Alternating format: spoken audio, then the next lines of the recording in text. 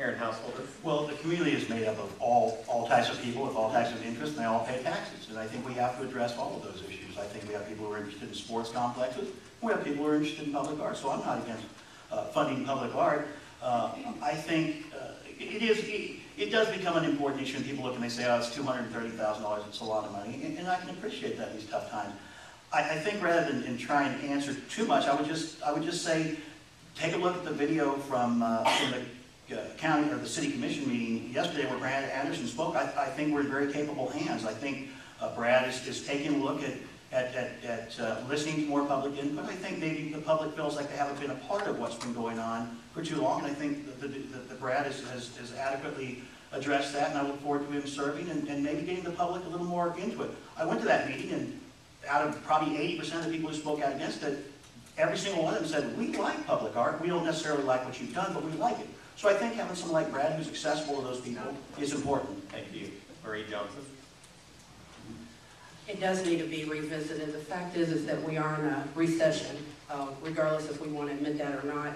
We're going on our third year of pay freezes for our city commission, our city workers. Second year merit freeze. We've got 12 full-time positions at the city that need to be fulfilled, but that's not going to happen. And I think that spending $240,000 on an art project from someone that does not even reside in Kansas, we're helping the Arizona economy, but not the Salina or Kansas economy. We need to really, really look at being reasonable, being smart, and it is okay to put some things on hold. And think about what the people want. I think, I think about our police officers, fire workers, street cleaners, regardless, just how do they feel? When we spend $240,000 on an art project way down on South 9th Street. Can't even put gas in your car to even drive down there to look at it. Thank you. Take the bus. Thank you.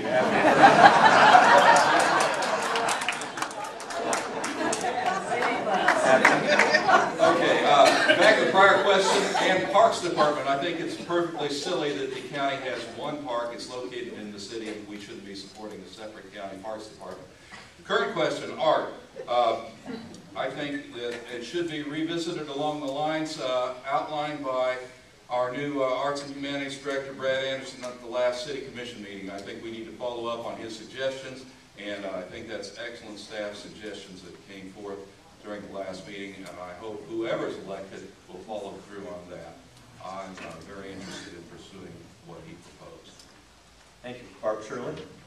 I will agree with Abner on working with Brad, whoever our new commissioners are. We do have to look out for the future of Salina. With that said, we can still create a cultural environment that will attract people. It would be appropriate, though, to seek more private and corporate funding for our art. I would also like to see our local artists be more involved. I do know one of our local artists was turned down for this particular project, and this money and this artist is from out of state. I thought it was New Mexico, though, not Arizona. Somewhere over there. Yeah, I'm pretty sure it's New Mexico. Okay. But I would like to see our local artists and keep the money in our local economy. I've always been, try to buy things local, try to keep things local, because we got to look out for our people in Salina. Thank you. James Blackwell. I believe art should be part of our budget. However, with that said, when the budget is low, such as what we were just informed of by the city manager last week, there needs to be that out, as someone else mentioned, or the city commissioners have to be willing to stand up and say, we can't afford this right now. There has to be a balance in budget. It comes back to everything we've been talking about up here tonight, with the TIP funds, with the improvement funds. There has to be balance in budget. You have to be willing to say no to all your little special interest groups and all your friends, and take the chance on making them mad.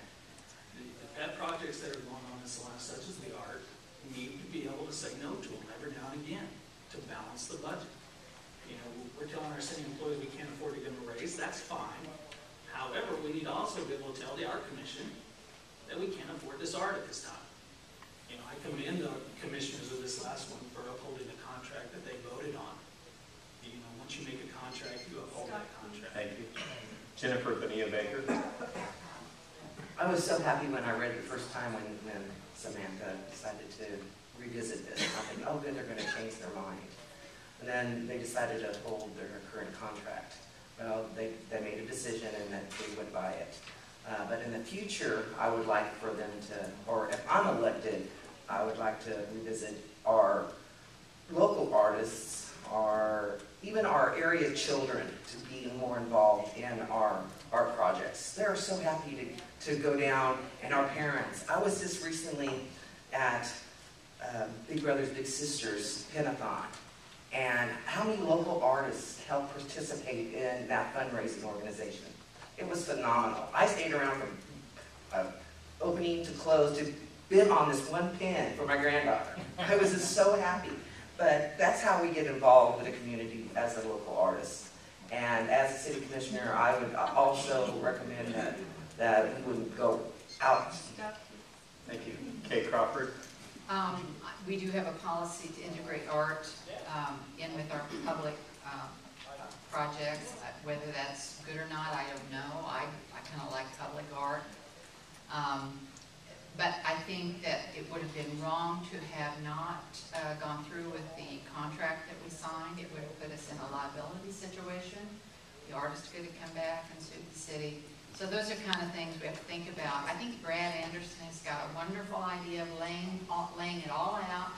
I think he said in February of each year to lay out a plan, kind of talk to, make the public aware of what is going on in the field of art and what would help to beautify our city. I certainly think it would be a good idea to have some art in our daily living.